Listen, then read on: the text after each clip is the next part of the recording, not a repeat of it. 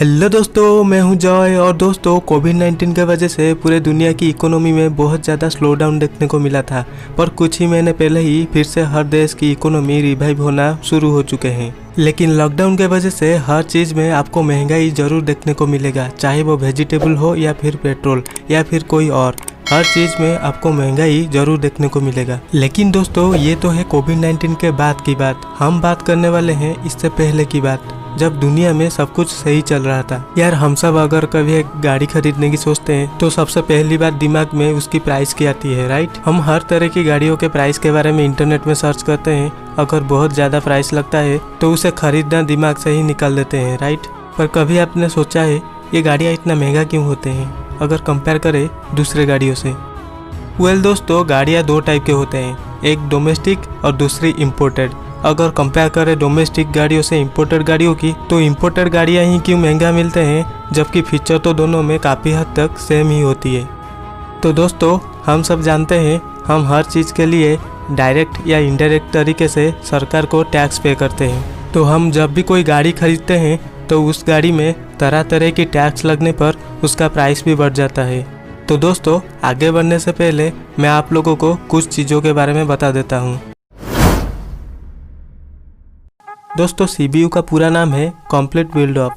जैसे कि दोस्तों हम जानते हैं व्हीकल दो तरीके की होते हैं, डोमेस्टिक और इम्पोर्टेड। डोमेस्टिक का मतलब जो व्हीकल पूरी तरीके से इंडिया में ही बिल्ड होता है, चाहे वो इंडिया की कंपनी हो या फॉरेन की। और इम्पोर्टेड का मतलब जो व्हीकल दूसरी कोई देश से इम्पोर्ट होके यहाँ इंडिया में सिर्फ बिकता है।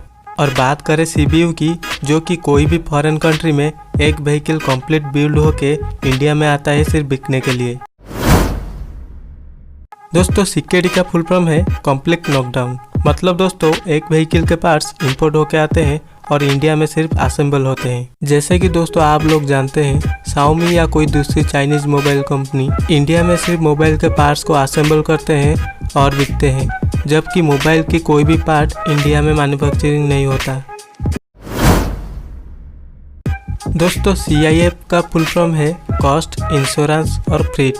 तो दोस्तों, अगर आप ट्रेड और कॉमर्स के बारे में थोड़ा बहुत कुछ जानते होंगे तो आपको मालूम होगा जब भी कोई प्रोडक्ट की शिपमेंट होता है एक जगह से दूसरी जगह, तो उस प्रोडक्ट के प्राइस के साथ इंक्लूड होता है ट्रांसपोर्ट का खर्चा और प्रोडक्ट की इंश्योरेंस।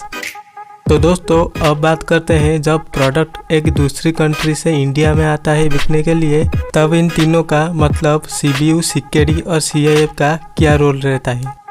वेल दोस्तों, कस्टम ड्यूटी या इंपोर्ट ड्यूटी इंडिया में central board of indirect taxes and custom नामक एजेंसी द्वारा डील होता है। और इंपोर्ट ड्यूटी 15 से लेकर 125 तक भी रहता है और ये डिपेंड करता है बहुत चीज़ों पर। तो दोस्तों, अक्सर लोग अब्रोड से यूज्ड कार इंडिया में लाते हैं, चाहे वो खुद की हो या कोई दोस्त की। लेकिन ऐसा करना आपको महंगा भी पड़ सकता है, क्योंकि दोस्तों इंडिया में अगर आप एक यूज्ड कार को इम्पोर्ट करते हो तो उस पर तो 125% इम्पोर्ट ड्यूटी लगेगा ही, उसके साथ आपको और चीज़ों के लिए भी पैसा देना पड़ेगा, जैसे कि इंश्योरेंस, शिपमेंट का चार्ज और RTO में रजिस्ट्रेशन। ये सबको मिलाकर आपको 165% तक भी पे करना पड़ सकता है।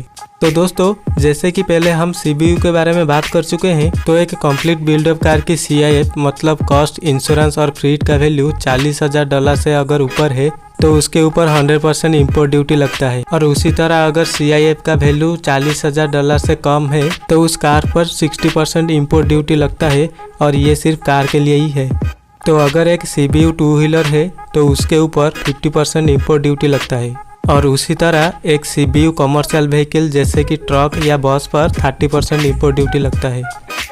और एक सीकेडी मतलब कंप्लीट नॉकडाउन कार जिसमें इंजन, गियरबॉक्स और कोई पार्ट चेसिस पर माउंट नहीं होता है, तो उस पर 30% इम्पोर्ट ड्यूटी लगता है। तो अगर एक सीकेडी 2 व्हीलर है और एक कमर्शियल व्हीकल जैसे कि ट्रक और बस है तो उस पर 25% इम्पोर्ट ड्यूटी लगता है। तो दोस्तों, लास्ट कैटेगरी में जो है उसमें आता है एक व्हीकल के पार्ट जो अलग से ही इम्पोर्ट होकर इंडिया में आते हैं और यहाँ पर असेंबल होते हैं, तो उस पर 15% इम्पोर्ट ड्यूटी लगता है।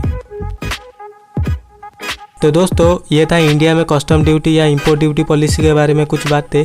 वीडियो कैसा लगा या कोई बात पूछना हो तो कमेंट ज़रूर करना, और वीडियो अच्छा लगा होगा तो लाइक करना, चैनल को सब्सक्राइब जरूर करना, और वीडियो को शेयर करो यार, तभी तो भाई की वीडियो चलेगी। हम मिलेंगे एक नई वीडियो में एक नई टॉपिक के साथ।